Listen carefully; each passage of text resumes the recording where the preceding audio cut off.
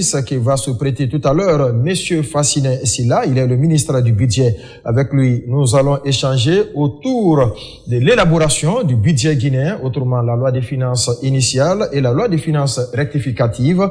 Quel rôle joue son département dans ce travail avec le ministre du Budget? Nous allons également nous intéresser à la mobilisation des ressources internes. Quelle stratégie mettre en place pour davantage accroître cette ressource, cette mobilisation? La Direction générale des impôts et celle des douanes atteignent-elles les objectifs assignés? Comment fonctionne donc la chaîne de dépenses? Toutes ces questions vont lui être posées dans cette émission et bien d'autres. Monsieur Silla, bonsoir. Bonsoir.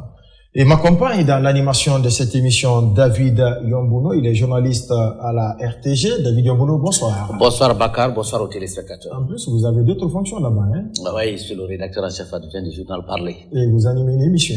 Grand angle, j'espère que le ministre du Budget sera un jour sur notre plateau. Mais nous, on est sur le petit angle ici. David Yombuno, merci. Alors, monsieur le ministre, on est au terme d'une année, vous êtes le ministre du Budget. Comment se porte aujourd'hui ce département? Que faites-vous concrètement? Qu'est-ce que vous avez pu faire pendant l'année 2025? Merci beaucoup, M. Pogné. Merci, M. Yombuno. C'est avec un grand plaisir que je retrouve pour le second exercice ce plateau et m'accompagne également l'ensemble des cadres de mon cabinet.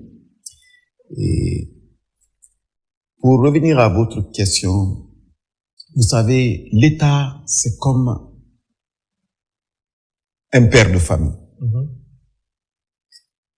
Vous avez des sources de revenus, mais également des sources de dépenses. Et vous prévoyez tout ce que vous allez avoir comme revenu, si c'est votre salaire, ce que vos entreprises vont vous rapporter, ce que la maison que vous avez fait louer vous rapporte. D'autres avantages. Des avantages que vous avez et surtout l'appui de votre cousin ou de votre oncle qui va vous venir en secours. Et à côté de ça, vous avez la scolarisation de vos enfants. Vous avez le manger, le quotidien, à assurer la popote. Vous avez votre maison à construire. Vous avez surtout des dépenses de santé pour votre famille. C'est ce que l'État fait à son niveau, mais à un niveau plus agrégé pour toute la nation. Et nous avons la lourde charge, et c'est ce que le président Mamadi Doumbouya nous a confié comme rôle, sous le leadership du Premier ministre Amadou Ouriba, de veiller à ce que l'État guinéen collecte comme recette soit bien utilisé pour les dépenses de la nation, tel qu'au niveau d'un père de famille. Et donc, c'est pour vous dire que quand vous parlez de ce département, vous touchez à tout ce que l'État peut faire au cours d'une année. Tout ce que l'État fait. Ah bon? Oui. Allez-y. Parce que vous ne pouvez pas faire quelque chose si vous n'avez pas d'argent. Bien entendu. Dans le monde où nous sommes aujourd'hui, vous pouvez compter sur des bonnes volontés, mais même ces bonnes volontés, c'est l'argent. Et donc, nous collectons l'essentiel des recettes. Disons 92 à 95% des recettes, à travers la Direction générale des impôts et la Direction générale des douanes. Et nous procédons à leur allocation à travers le ministère, à travers la Direction générale du budget. Mais une fois que les biens sont acquis, il y a un autre département qui est en charge de mesurer ce que nous avons à chaque fois. Et ce département-là, on a tendance à l'oublier, c'est la Direction générale de la comptabilité matière. Normalement, tout ce qui est ici et appartient à l'État, nous sommes censés savoir tout. Pour ne pas qu'on dise, on a acheté ça et ça n'existe pas dans les faits. Donc, vous voyez, on ne peut pas commander alors que ça existe. Et quel est son état? Et donc, vous voyez que c'est un ministère à vaste responsabilité et transversale. Et bien sûr, au cours d'une année, il peut y avoir des choses qu'un père de famille n'avait pas prévues. Les impondérables. Les impondérables de la vie. Ça arrive au niveau de la nation aussi. Ou que un de vos oncles vous avait promis qu'il allait faire un don. Ou qu'il allait vous faire un geste, ou un de vos petits frères. Mais au moment venu, lui aussi, il a des problèmes. Il ne vient pas en aide. Et là, il est obligé d'y faire face.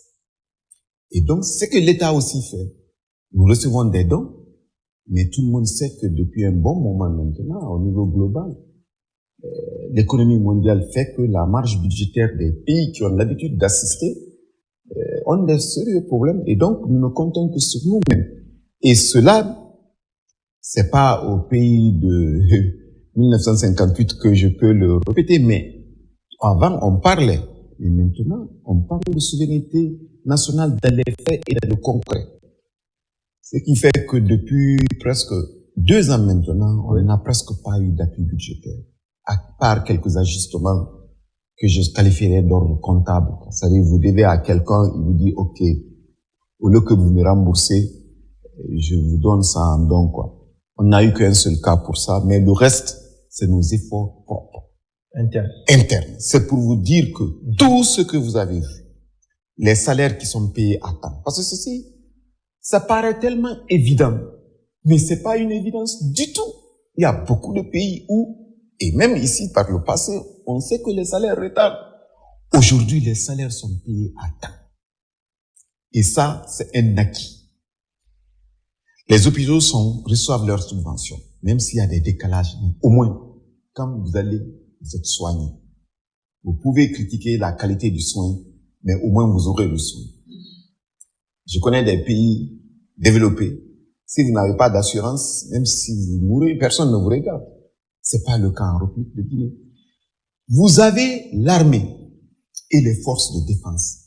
Nous sommes entourés d'États qui sont fortement déstabilisés par l'insécurité djihadiste et autres.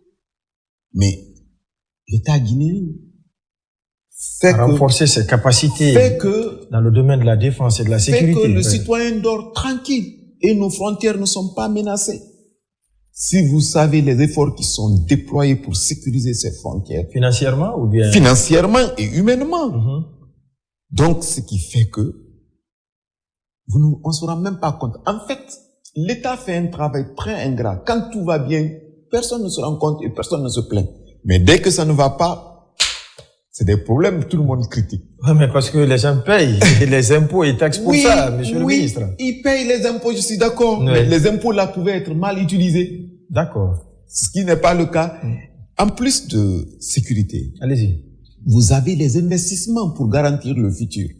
La plupart de nos investissements, nous les faisons sur nos ressources propres. BND.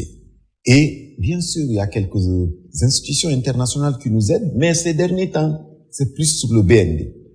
Et après ces investissements, vous avez aussi une bonne partie.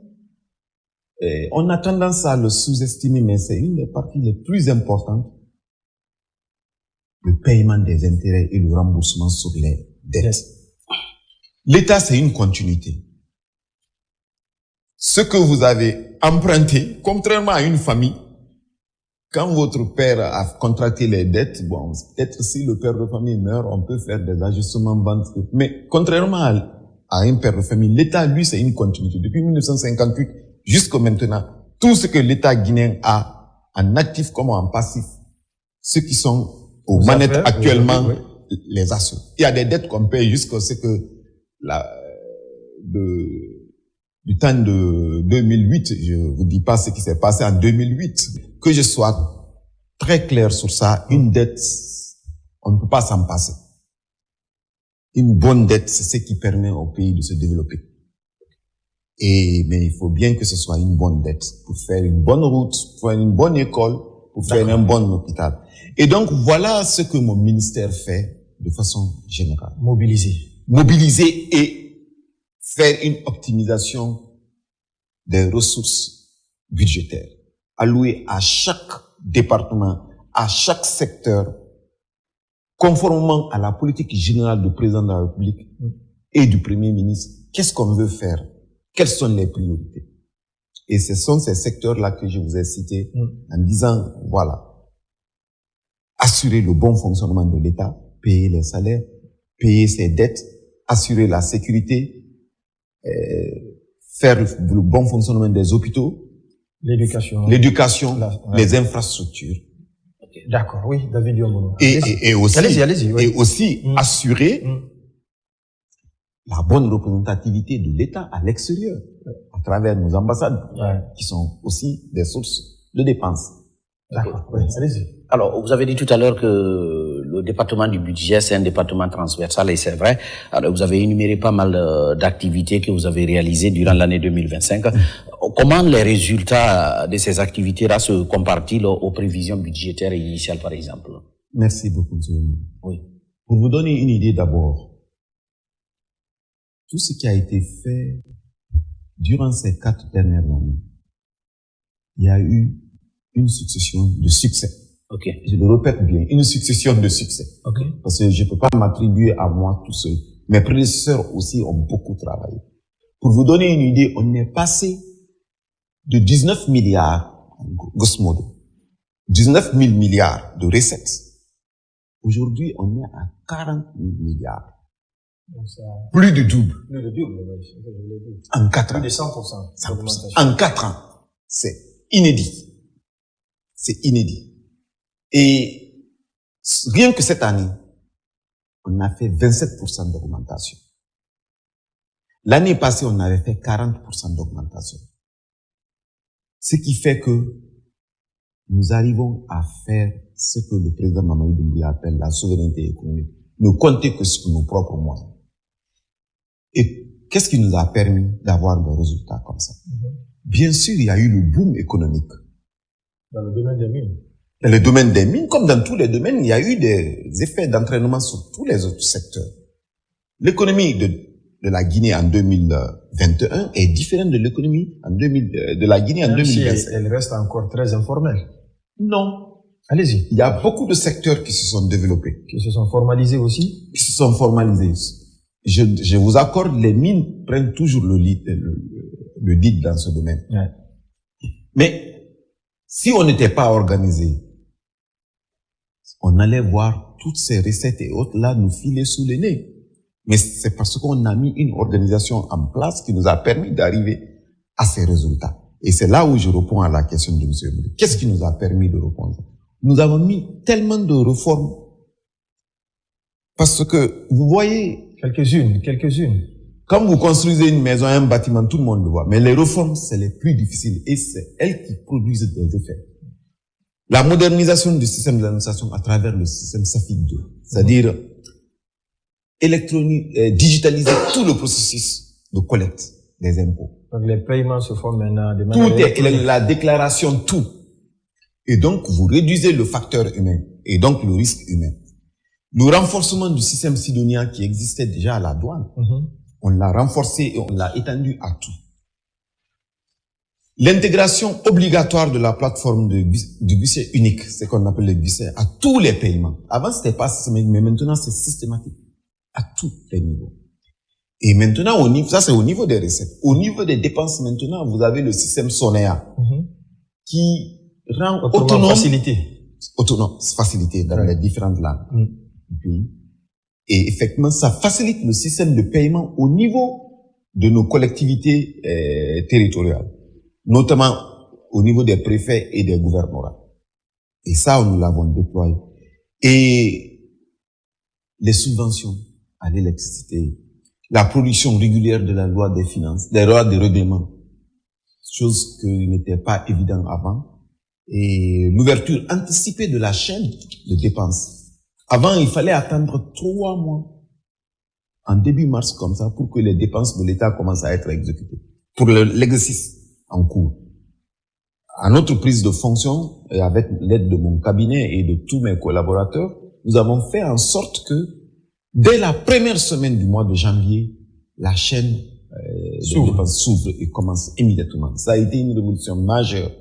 Et aussi, on a récemment fait quelque chose d'exceptionnel, qui est l'incitation fiscale pour améliorer les conditions de vie de nos populations, à savoir tout ce qui est acquisition de matériel électrique et de véhicules. On a réduit drastiquement les taxes sur tout ceci. Et donc, toutes ces mesures-là, je ne peux pas les citer toutes ici, qui nous ont permis d'arriver à ces résultats. Et nous continuons, et nous allons en faire davantage. Vous allez en faire davantage, si vous permettez. Okay. Au niveau du recouvrement du fisc, quand vous prenez, monsieur le ministre, la sous-région, on est aux alentours de 18, voire même 20%.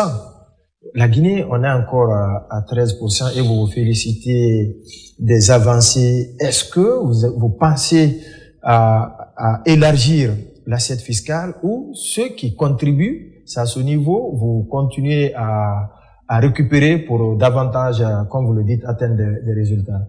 Vous avez raison. Pour mesurer le prélèvement, le niveau de prélèvement d'un État, donc comment on collecte les recettes, c'est sur la pression fiscale qu'on la mesure. Vous avez dans certains pays jusqu'à 39% du PIB. C'est-à-dire, ce ratio, c'est les recettes fiscales sur le PIB. La raison étant que plus votre PIB augmente, plus vous devez collecter des recettes. Avant, nous sommes au combien à date? Nous étions autour de 15%. Nous étions autour de 15%. Mais avec le rebasage, c'est-à-dire on a réévalué notre PIB, nous sommes autour de 11 à 12% maintenant. Mais il y a beaucoup de chiffres qui sont jetés là, ici et là.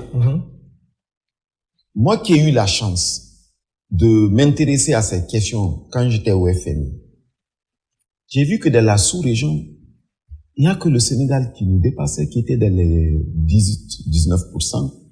Le Mali et le Burkina, compte tenu du fait qu'ils ont été contraints, sont allés jusqu'à 18% ces derniers temps. La Côte d'Ivoire était dans les 12 et quelques pourcents. Et j'avais fait un constat également. Plus les pays sont mieux dotés en ressources minières, plus ils ont tendance à s'intéresser au prélèvement fiscal. Ce qui fait que vous avez le Nigeria qui est dans les 6%. Et donc nous, on est vraiment à un moment où on est à 14, on a pu ramener ça jusqu'à 15%. Maintenant que le PIB a été réévalué à la hausse, parce qu'on est passé d'un PIB de 24 milliards de dollars à un PIB de 36 milliards, forcément, le dénominateur augmentant, le numérateur doit augmenter si on veut garder le même niveau de performance. Et c'est là où tout le défi qu'on a, bien qu'on fait des chiffres d'année en année, qu'il y a de la marge encore. Donc, mes équipes et moi, nous allons nous employer à vraiment coller à ce statut et faire en sorte que des projets miniers ne viennent pas occulter nos efforts de prélèvement. Le plus grand défi qu'on a dans ce domaine, allez-y, monsieur le ministre. Le plus grand défi, c'est le fait que notre économie est informelle. Personne ne veut payer les impôts, tout le monde veut rester à Madina ou à Nyangema. Dans les autres pays, tout le monde paye la dette, l'impôt. Mais ici, les gens aiment bien qu'on améliore les chiffres, mais personne n'aime payer. Justement, il appartient à l'État, non, de pousser les gens à votre département. À payer à votre département. Exactement, et c'est ce que nous faisons. La digitalisation va dans ce sens, la sensibilisation, et chaque année, on a une journée une journée de sensibilisation de civisme fiscal qu'on a organisée à Zérékoré lors de la première année. Cette année, on l'a organisé ici. Mais en tout cas, nous comptons beaucoup sur la sensibilisation. Par la répression? La répression, bien après, elle se passe, elle se fait, mais de façon ponctuelle. Vous savez, notre régime est un régime déclaratoire. C'est-à-dire, quand vous déclarez, c'est bon, on vous fait confiance. Mais quand on vous contrôle et que vous n'avez pas payé, on fait des redressements. Et là, ça va chauffer pour vous. Et nous faisons beaucoup d'efforts en matière aussi de formaliser les entreprises non formelles. Alors, monsieur le ministre, quand on fait le budget, il y a des défis des fois qui attendent parmi les défis. Il y a, par exemple, l'inflation. Quand on fait le budget, par exemple, en janvier, le franc guinéen par rapport au dollar, par exemple, par rapport à l'euro, en juin, ça pourrait varier. La tendance peut être... Alors, comment vous avez fait pour élever ces défis économiques, notamment l'inflation? Vous avez parlé des réalisations, des infrastructures, le financement des structures sanitaires, des écoles. le défi par rapport à l'inflation, comment vous avez fait pour relever ça? Il n'y a pas que... Comment vous le gérez? Ouais. Voilà, il n'y a pas que... gérez? Il n'y a pas que l'inflation. Ok. Il y a beaucoup de... Il y a surtout la non-réalisation de ce qu'on avait prévu comme recette. Vous pouvez compter sur une entreprise qui est un gros pourvoyeur en matière fiscale et qui a des difficultés financières. Un choc mondial, par exemple. Et là, ça devient un grand défi. Ça devient un grand défi et on le gère de deux manières. La première manière, c'est de créer un déficit. Et déficit égale endettement. C'est-à-dire, j'ai réalisé une telle dépense, j'avais prévu une telle dépense, mais les recettes qui devaient s'adosser dessus ne sont pas venues. Donc, j'emprunte pour financer le déficit. L'autre façon de le gérer, c'est de ne pas le faire. La dépense en question. Et de différer cette dépense pour l'année prochaine. Il y en a eu cette année? Il arrive toujours, surtout au niveau des investissements. Quand on a prévu des actions et qu'on voit que à la mise en œuvre, il n'y a pas une grande maturité ou qu'il y a eu des impondérables dont l'État n'est pas du tout responsable, on préfère, au lieu de faire un mauvais investissement, on diffère en mettant plus d'actions pour corriger. Ça, c'est un. Et aussi, on peut, dans certaines dépenses, il peut y avoir des dépenses qui dépassent complètement les prévisions. Et ça aussi, on fait des ajustements. D'où la loi des finances rectificatives. Et c'est notre manière globale de prendre tous ces ajustements en compte. C'est au milieu de l'application de la loi des finances initiales. La loi nous permet de faire autant de lois des finances que possible. Pour rectifier. Autant de lois finances. Pour réajuster. D'abord, dès que les recettes, on ne dit même pas les dépenses. On dit même les recettes. Dès que les recettes augmentent d'une façon extraordinaire. Inattendue, on doit faire une loi des finances rectificative. C'est ce qu'on... Et quand ça baisse aussi, c'est la même chose? C'est la même chose. Au niveau des dépenses, la même chose. C'est ce qu'on a fait tout récemment au mois de novembre. On a toujours entendu souveraineté politique. Ces derniers temps, le slogan qui revient, c'est la souveraineté économique. Aujourd'hui, on voit beaucoup de réalisations, des infrastructures routières, des ponts, des franchissements. Vous avez parlé tantôt de EDG. Est-ce que votre département est la clé de voûte pour atteindre réellement cette souveraineté économique? Si oui, comment, monsieur le ministre? Pour être concret en matière de souveraineté économique, parce que c'est des notions ou concepts qui peuvent être vagues comme ça. Mais concrètement, chez nous, cette année, ça s'est matérialisé par quoi? Allez-y. La revalorisation des salaires. On est passé à plus de 35%.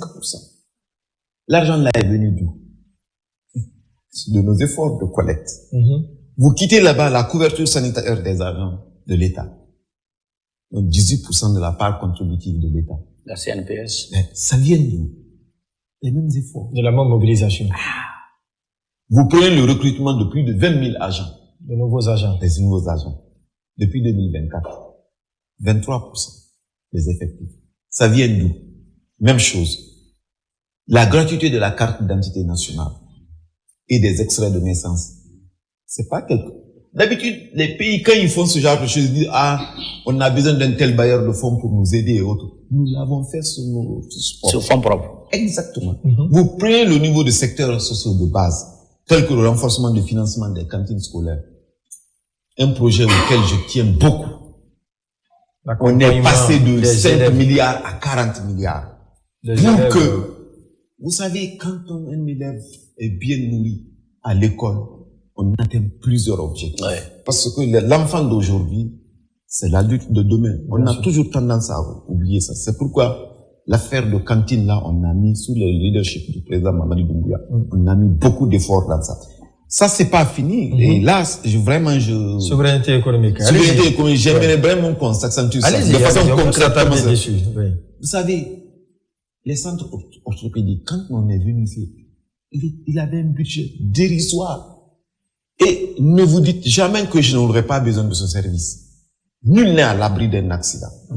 Ce centre orthopédique, quand vous allez là-bas, vous avez pitié. Et ça peut changer la vie de quelqu'un qui a été estropié. Les accidents de moto et autres qu'on a maintenant. Parce que tout est lié. Plus de motos, plus de comportements. La vie, c'est une chaîne. Exactement. Plus de comportements inciviques dans la circulation. Plus d'accidents. Et des estropiés. Et on se retrouve... Il faut que l'État arrive à faire ce qu'il doit faire. Et donc, ce centre orthopédique, par exemple, on a augmenté substantiellement ses ressources. Vous quittez là-bas au niveau des engagements nationaux. Avant, pour organiser des élections et des référendums, on allait jusqu'à saisir le salaire des gens pour la contribution, pour que la contribution, de façon, évidemment, il y avait un peu de démagogie, en disant non, ça c'est votre contribution pour l'élection. Ou bien on tend la main aux bailleurs de fonds. Surtout. Mais cette année, l'élection. Le référendum, c'est vous qui l'avez financé? Le référendum et l'élection, c'est la Guinée qui l'a financé. C'est pas nous, c'est la Guinée. Ça, c'est à travers votre mobilisation? À travers la mobilisation. Rien d'autre. C'est ça qu'on appelle souveraineté économique. Vous quittez là-bas l'indemnisation des victimes des événements malheureux du 28 septembre 2009. L'enveloppe était consistante? C'est consistant. Je peux vous donner, il n'y a pas de secret. Allez-y, donnez le chiffre. C'était 109 milliards. 109 milliards. Dans un premier temps. Et la prise en charge du PNR avec le recensement PNR, ça a été fait aussi. Et le recensement GPH4. Oui. Bon, il y a eu quelques accompagnements techniques. Mais ça s'est limité là.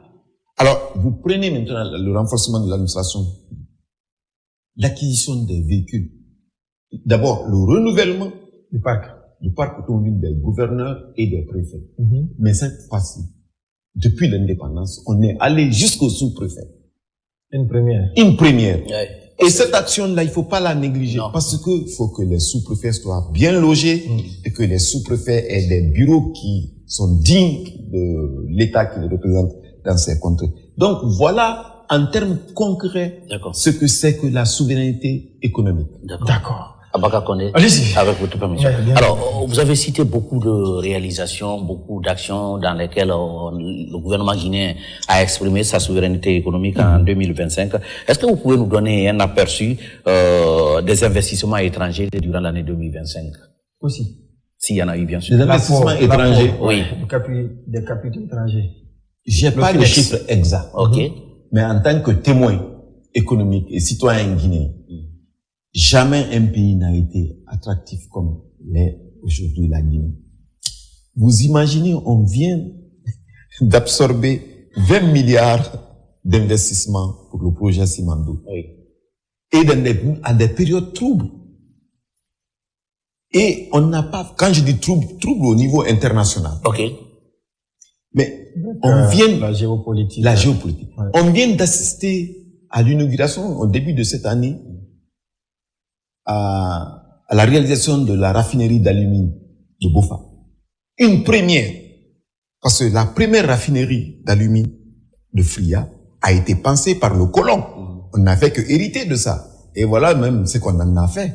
Mais avec le président Mamadi Doumbouya, on fait de nouveau. Et c'est pas la première. Ça va pas être la dernière. Il y a 2 autres qui sont déjà prévus. Je vous annoncerai pas ça ici. Mais en tout cas... Et pour quelle fin, monsieur le ministre? Justement. Il y aura des suspense? Oui. Non, en fait, il faut être prudent dans ces annonces. Par les actes et non mais par les annonces. Il y aura beaucoup d'investissements étrangers dans ce sens. Okay. Et surtout dans le secteur minier. Et pas que dans le secteur minier, dans le secteur des infrastructures, notamment d'énergie aussi. Et beaucoup de choses se passent. Et puis vous voyez, quand le pays bénéficie d'une stabilité qui est garantie par un leadership rassurant, comme le leadership du président Mamadi Doumbouya, ça attire automatiquement l'investissement et l'investisseur. Parce que tout ce que l'investisseur n'aime pas, comme on le dit dans nos quartiers, l'argent n'aime pas le bruit. Pas du tout. Donc nous faisons appel à tous les Guinéens. Et ça, c'est le politique qui vous parle. Que on n'a qu'à maintenir cette paix. Il faut pas que quelqu'un vienne nous dire que il faut la démocratie, il faut ceci, il faut cela pour se développer. Non, la Chine, le Singapour et autres pays sont là pour nous prouver que le pays a besoin de plus de stabilité pour se développer qu'autre chose. Toute autre voie est une voie qui nous amène vers des lendemains pas sûrs. Incertain. Regardez, monsieur, laissez-moi insister sur ce point. D'accord. Pour la première fois, on a eu des élections ici, sans effusion de sang. Quand on a eu l'élection référendaire, avant une élection ici, c'était toujours mort d'homme. Et ça, tous ces facteurs sont des facteurs rassurants pour un investisseur. Et donc, votre question sur les investissements directs étrangers, qui sont un facteur extrêmement important pour le développement d'un pays, quel que soit le mouvement de souveraineté que vous déployez, n'est déclenché que principalement que par la stabilité du pays. Vous avez parlé tout à l'heure du projet Simandou avec les 20 milliards de dollars investis en Guinée. Première question, quels sont les avantages, la plus-value pour notre pays? Et aujourd'hui, on ne parle que des 15% du taux de participation. Est-ce qu'il y a d'autres impôts, d'autres taxes qui peuvent être bénéfiques pour notre pays? Si oui, que comptez-vous faire pour les collecter et rigoureusement? Pour cela, on a été associés de bout en bout pour bien collecter.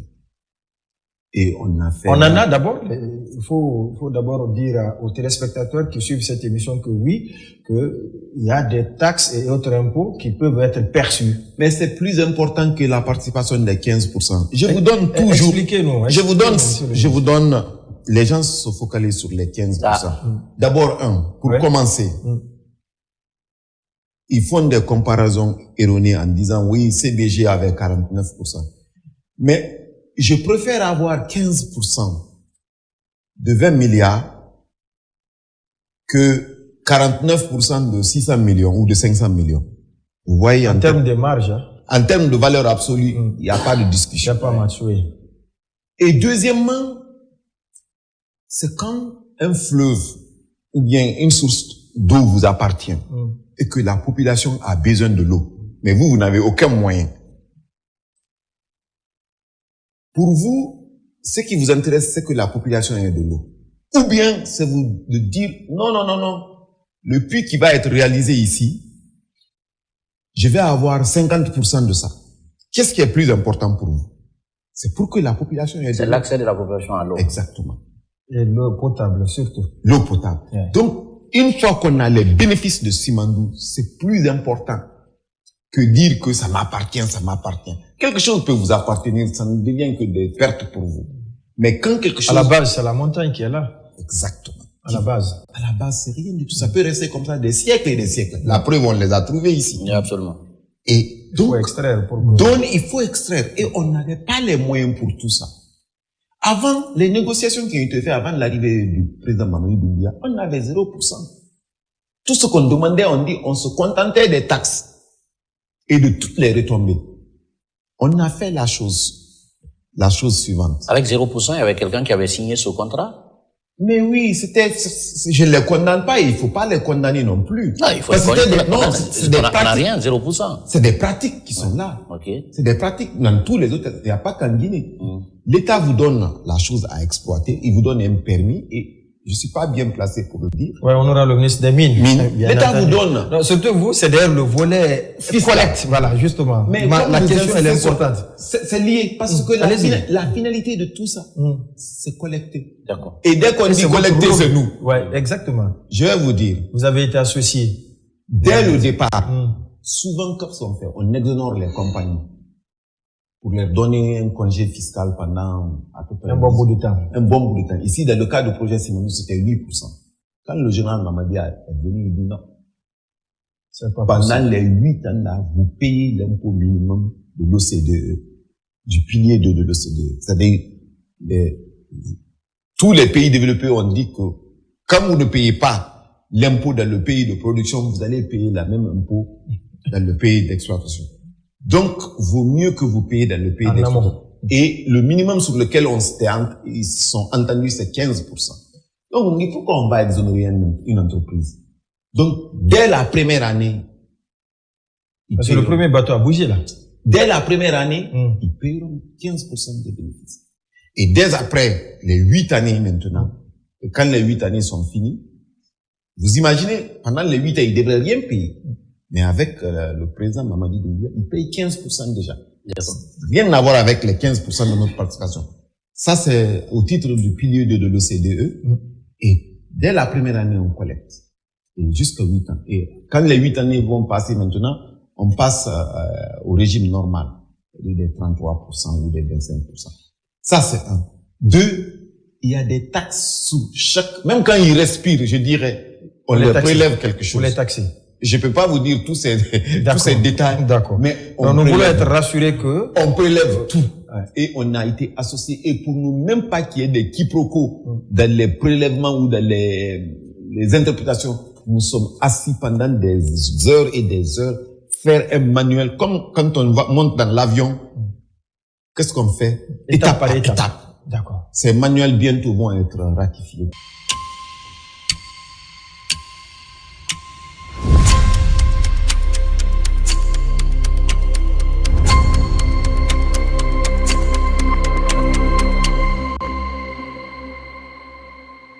On se tourne vers l'écran de droite pour recueillir quelques questions des citoyens. Vous pouvez la toute première question. Comment le ministère accompagne-t-il? C'est de Ali Badra Kalo. Oui, Matoto, Simbayagar, secteur Bolonta. Ouais. Comment le ministère accompagne-t-il les PMI dans leur formalisation et leur fiscalisation? Bon, on a toute une entité dans notre département qui s'occupe de ça. Et c'est le département CGA. C'est pour la formalisation. Le principe est simple. On dit, on va vous aider à avoir une comptabilité et tout ce qu'il faut pour vraiment faire comme si vous étiez une entreprise normale. Mais pendant cette période-là, au moins 5 ans, vous ne payez pas d'impôts. Si c'est ce qui vous effraie, vous n'allez pas payer des impôts, en tout cas pendant 5 ans. Et on a eu beaucoup de succès. Et même avant l'installation ou la formalisation de ce système, on a un ambassadeur en la matière, c'est le groupe Sonoco, qui est passé de l'informel au formel. Souvent, on le prend pour qu'il vienne expliquer à tous ces acteurs que vous pouvez être un vendeur. Quels sont les avantages liés à la formalisation? Parce que quand vous ne formalisez pas, vous ne bénéficiez pas de prêts. Vous n'allez jamais grandir. Et vous n'allez jamais contribuer à la société comme une entreprise formalisée. Et même les contrats de l'État, c'est un peu compliqué. Non, vous ne pouvez pas. Pas d'accord. D'accord. Question numéro 2. Oui, question numéro 2. Comment le ministère s'assure-t-il de l'efficacité de l'impact réel des dépenses publiques? Toujours de Ali Badra, oui. Ça, c'est une question difficile. Pourquoi je dis que c'est une question difficile? Parce que ça ne relève pas que de notre ministère. C'est transversal. C'est transversal. Il y a un contrôle à tous les niveaux. Nous, d'abord, pour commencer, nous avons nos démembrements dans tous les ministères. Comment vous les appelez? Les DAF, voilà. Direction des affaires administratives et financières qui relèvent de nous. Et puis, on a aussi nos représentants qui sont les chargés de comptabilité matière et même les chefs comptables aussi. Donc, on s'assure que ce qui est dicté au niveau central, au niveau de la loi des finances, c'est ce qui est appliqué. Qui est en train d'être exécuté. Donc, c'est notre moyen le plus évident. Mais à part cela, il y a d'autres structures. Non, d'autres structures de l'État pour vérifier. Okay. Toujours la même personne. Ali Badra Kalo, toujours. Dépenses publiques et investissements, quels sont les principaux secteurs qui bénéficieront d'un accroissement budgétaire cette année? Santé, éducation, infrastructure, énergie. Je dirais toutes. Parce que tout est prioritaire. Et ceci conformément au programme ou la vision du président Mamadi Doumbouya pour les 15 années à venir, ou la vision du pays, le projet Simandou 2040, tous ces secteurs-là sont importants. Et je prendrai le premier par ordre d'importance, c'est l'éducation. Okay. Après l'éducation, la santé, l'énergie et les infrastructures. On ne voit pas l'agriculture là-bas. Quand on a fait, on ne peut pas travailler. L'agriculture est le premier pilier. D'accord. C'est par rapport à sa question. À sa question, bien entendu. Sinon, l'agriculture est le premier pilier du programme Simandou 2040. Donc, c'était là ces questions qui ont été posées. Je remercie M. Callot pour ces questions. Oui. Merci beaucoup. Oui. Alors, monsieur le ministre, l'émission est quasi terminée. Déjà? Oui, vous pouvez avoir un mot de la fin. Merci. Mais est-ce que vous êtes fier du travail abattu par vos équipes des impôts et des douanes? Mais bien sûr. Je ne peux que dire ma satisfaction. Et souvent, on est mal placé pour parler de ses propres progrès. Mais ce que je peux vous dire, lors du dernier conseil interministériel, le Premier ministre a exprimé de façon officielle sa satisfaction, le Premier ministre Amadou Ouriba, sa satisfaction pour le niveau de collecte des recettes. Cela dit, il est sans complaisance, il dit qu'il y a de la marge à faire et on en est conscient compte tenu de l'indicateur sur la pression fiscale. Mais ce qu'on a déjà réalisé, on va poursuivre dans ce sens et on est très fiers. Et on peut se frotter la main pour 2026. Pour 2026, vous savez, quand vous avez beaucoup de défis, en fait, c'est un de mes patrons qui disait ça. La récompense d'un bon travail, c'est plus de travail. Et je le répète tout le temps à mes équipes. Vous avez fait du bon travail, on va vous en demander plus. Beaucoup plus. Beaucoup plus. Et c'est ce qui nous attend. Et c'est ce qui nous attend. Le dernier mot, monsieur le ministre, pour terminer. Le dernier mot, on a eu beaucoup de défis et d'impondérables en 2025, qui est en train de s'achever. Et nous prions que ça s'achève bien dans la paix. Et que 2026 est plus prometteuse que l'année passée. Et c'est plein de perspectives. Mais ces perspectives ne peuvent se réaliser que si on a un pays en paix et en stabilité, avec un leadership rassurant, celui du président Mamadi Doumbouya. Merci beaucoup. Merci à vous, Monsieur Fassine Sylla. Je rappelle que vous êtes le ministre du Budget. Merci à vous également, David, merci pour la coordination. Merci à vous qui avez suivi cette émission. Merci également aux membres du cabinet. Ça n'est donc terminé. On se reprendra avec un autre ministre pour parler, bien entendu, de son département. Portez-vous bien. Merci beaucoup.